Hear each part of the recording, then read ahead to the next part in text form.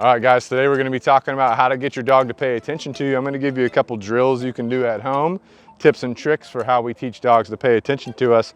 Then I'm going to show you a dog that's already been through these drills, learned these drills, and is really good at giving attention on its own. In the end, we want our dog to give us attention on their own without us asking for it, but we might have to help them along the way. So here we have Clarence. He just started training with us.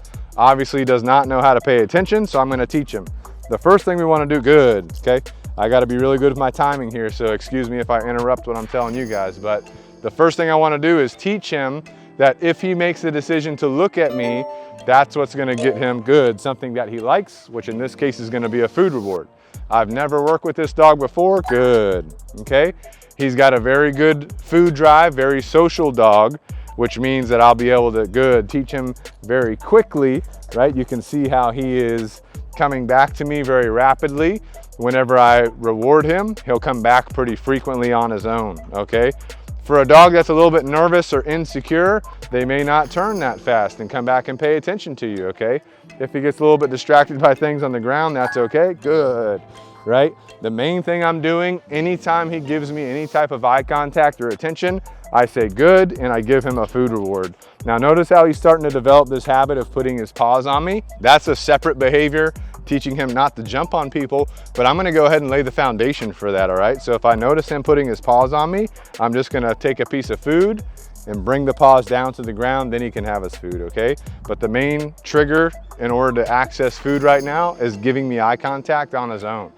Up to this point, I've said good and given him food, which is what we call our duration reward marker, but we can increase motivation, yes, by saying yes and backing up and letting him chase us for the food.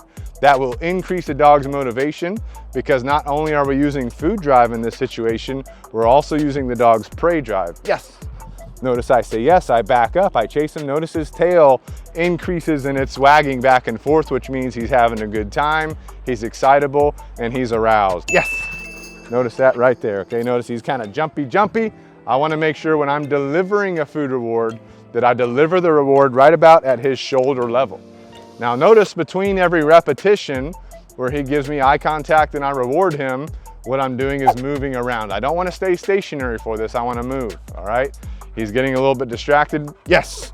But as soon as he gives me eye contact, I say yes, I let him have the food. I can start walking, okay? If I'm walking and he's doing this, good. Notice how he's jumping. I'm not going to reward him for jumping, but if he's giving me eye contact, I'm going to say good, give him a piece of food. Yes, okay? So again, the underlying premise is here, he gives me eye contact. I mark that behavior with either the word good or the word good. The word good or the word yes. Then I follow that up with a food reward. If I mark with good, if I say good, I'm giving the reward to him in a calm manner. If I mark yes, I say yes, I back up. What that's meant to do is increase his motivation. We're using food drive and prey drive at the same time, and that will make him more excitable, yes, and that will leave a more lasting impression in him and make him want to pay attention to me more, okay? So the key here is he volunteers eye contact to us. We simply mark and reward that along the way, okay? If your dog's struggling with this, we have some other techniques that we can do to try and increase their food drive, which we've talked about in other videos. And if he won't look at me at first, I can say his name, Clarence. He looks at me, I say good, I reward him. So me saying his name is just some help to help him start paying attention to me. Yes, but if you introduce that help, you want to not do it all the time. You might say his name a few times just to get it started. Once he gets the idea, yes, then you're gonna stop saying his name. Okay, so now we have a dog that's been through all the attention building drills and behaviors that we can do. So as you can see, I'm out in a open area. We've got things going on around us, and look at him right now. He's paying attention to me.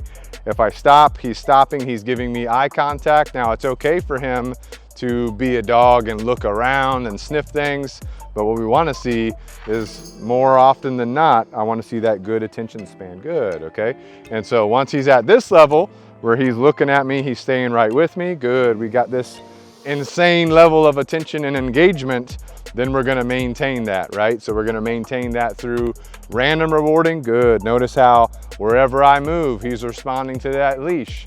He's coming up, he's giving me that attention. Perfect, which is what we wanna see. But the way we maintain that is through maintaining the behavior on our random reward schedule and by practice, daily practice, okay? Here's a situation where he's looking around. Good. He came back, he wanted to give me attention.